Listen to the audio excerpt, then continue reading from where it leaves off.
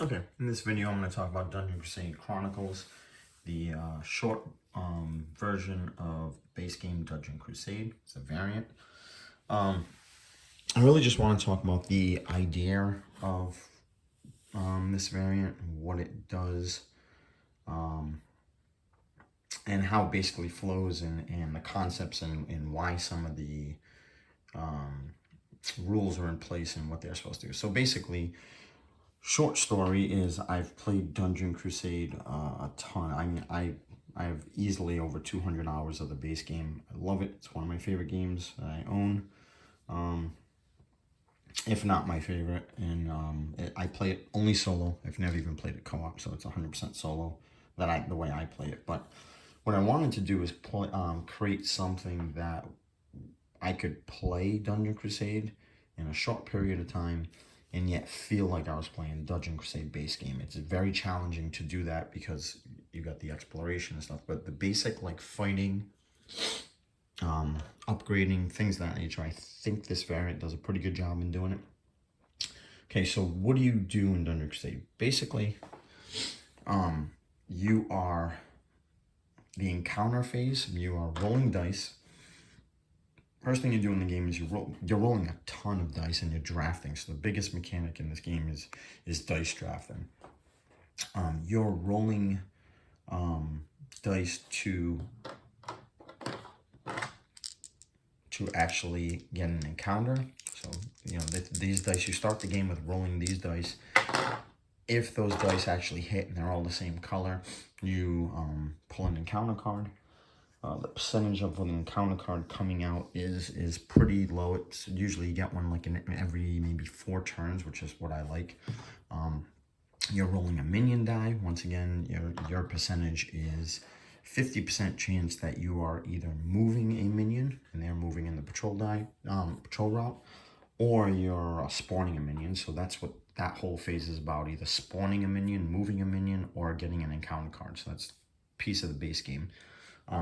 The biggest thing in this variant is, and the biggest challenge I thought was, well, how do you rally? The whole thing, the rallying, the co-op, the helping in Dungeon Crusade is huge. It's probably 70% of the game, or 60 or whatever, but it's a big part of the strategy of the base game.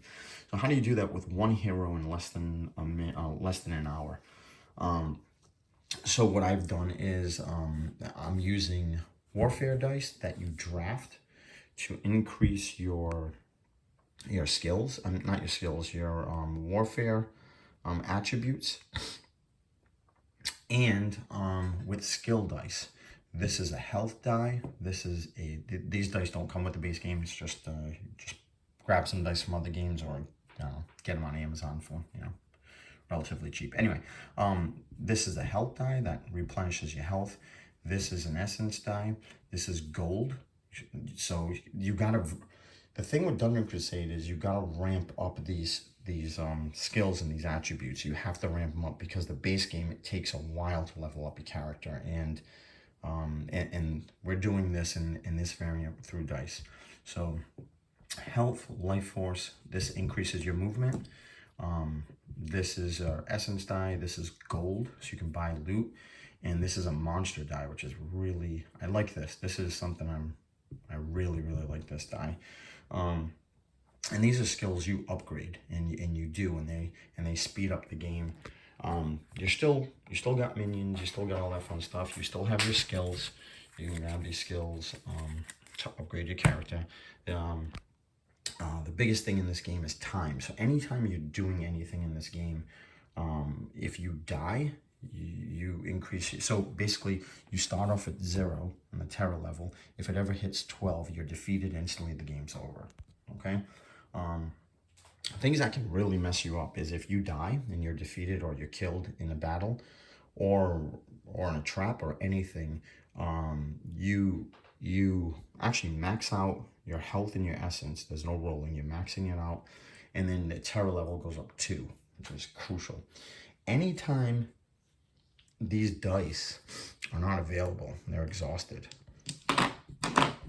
Anytime you're left with, you come to this phase 2, and you only have 2 dice available, a skill these are skill dice, that pool, and then you have your warfare pool.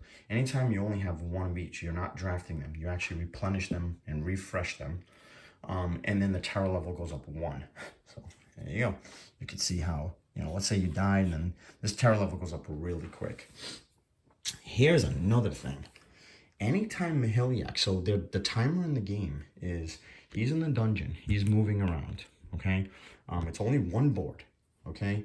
You roll a d3 instead of a d6. So obviously you have one tile instead of 6 tiles. So the game's 1/6 smaller. You roll a d6 and minions roll a d3 and minions roll a d3. Anytime Mahiliak, okay, is moving and he ends his turn and he doesn't battle. He doesn't battle a minion. He doesn't battle a champion monster. When he doesn't battle anything, or doesn't finish his turn in a battle, the terror level goes up 1. That is one of the most strategic parts of this game, because you might have bad rolls. You still can use your essence to move, so you always have that as a backup. But on your turn, let's say you roll and you come down here and you go in a mystery chamber, which is usually awesome. And your turn's over. You have no more movement. The terror level goes up 1. Unlike base game Dungeon Crusade, your turn does not end until you stop movement. So for example, let's say Mahiliak rolls. All right, let's say he rolls. All right, rolled a 1. And this is a level 3 Mahiliak, but let's say, his movements actually doesn't change. So he's got a 3, a 2 base movement, and a 1. So he's at 3. Let's say he goes 1, 2, 3. You can spend 1 essence to come in here for a chamber. You do whatever the chamber is, okay? That's actually a really good one. Your turn is not over until you say my turn. So now you can spend more essence to move around. But you can see I already spent 1 essence. Let's say I spend more. I go 1, 2, 3, 4, 5, 6, 7. I'd have to spend 8 essence to go all the way here and back on the same turn. And since I'm going to fight a level 1 monster, now the terror level does not go up 1 because your turn ends immediately after you have a battle. But if you're here, most likely you're done. You're like, okay, my turn's over. The terror level will go up 1. The cool thing is, the other thing to keep in mind is when your turn ends and you don't end your turn in a battle, you can do other stuff. This is where you upgrade your character. You can buy loot. You can buy a torch. You can buy loot and upgrade your character if you have life force. You can spend life force on getting some skills. You can do all 3 of them in the same turn. You have to do it at the end of your turn when you're finished moving. Okay? And that's kind of the gist of Dungeon Crusade Chronicles. Also, what's the point of the game? Well, here's another thing. In the game, like the base game, you have a main quest, a side quest, and the Kill the Guardian. In Dungeon Crusade, you have the same thing, but you don't need to finish all 3 of them. You only have to, you decide, or you can just play the game, whichever one happens first. But I'm telling you right now, you have to strategically plan out what you want to do. But you have the main quest, you have a side quest, and Kill the Guardian also in Dungeon Crusade Chronicles. You choose which one you want to do. Whenever you finish one of them, the game ends unless you decide it doesn't. And let me explain a little bit. So the main quest in this game was developed where Mahiliak basically has to go around here. He is going to go and find the Jade Key. The Jade Key is one of the quest tokens that's either here, here, or here. Then once he finds the Jade Key, he comes here, unlocks, just like base game, and he has to fight 2, kind of like a dual monster chamber, 2 level 4s. And once he defeats both level 4 champion monsters, Annie, this is the token I use, but picture it, Annie, I think a little girl, little boy, I don't even know. Anyway, you rescued Annie. That's the main quest. You won the game. That's the main quest. the other cool thing is once you come into this chamber, you're either beating the game or losing the game, really, because these guys are really powerful. Okay, the game ends immediately. The main quest, side quest. This one's a little bit. This one is where you're going around and you have to get a total of 15 monster points. Okay, 15 monster points. Basically, every time you fight any kind of monster, not minion, has to be a champion monster. Well, I should say champion monster. Whenever you fight a champion monster, you collect the chit. And whatever level it is, so this is a level 2, that's the points you get. When you accumulate up to 15 or more, the game instantly ends. Well, it doesn't end, it just, your side quest is finished. You're successful. You won the game. This would be 2. So if I beat this champion monster, I got 2. Any chamber that does not have a quest token, so basically nothing in quadrant. This is quadrant 1, 2, 3, and 4. Basically anything in quadrant 3 and 4 have quest tokens. Once you beat those monsters, they apply. You take them and you keep them. But and these 2 chambers, this chamber and that chamber, once you defeat the champion monster, you collect the token at the same, but a new champion comes in and the next level comes up. So if you beat a champion 1, a champion 2, so then champion 3 comes up, then a champion 4. Once you defeat, let's say, for example, say Mahiliak comes in here and he defeats this level 1 monster, you would collect the token and then you would grab this level 2 monster and come in here. You don't have to fight him. You're starting the battle in a chamber where a monster resides. You don't have to fight him. You can move out. There's no penalty. There's nothing. In fact, you could do one of these things. And then your next turn, you can make your action. Actually, that's what I like to do, so it looks cool. And then or you just stay and you say, okay, I'm fighting a level 2. But that's it. So once you collect 15 points or more of these monster tokens, these champion monster tokens, you successfully finished the side quest. Okay, the last one is Kill the Guardian. Kill the Guardian is, is Bainvik is the Guardian. He's a level 3. If you have the availability of a level 4, you can use that. You can I actually do it blind, and just whatever one comes out I take. But you can take a level 3.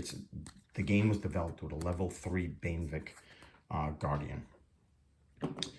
He is not in the game when you start. You have to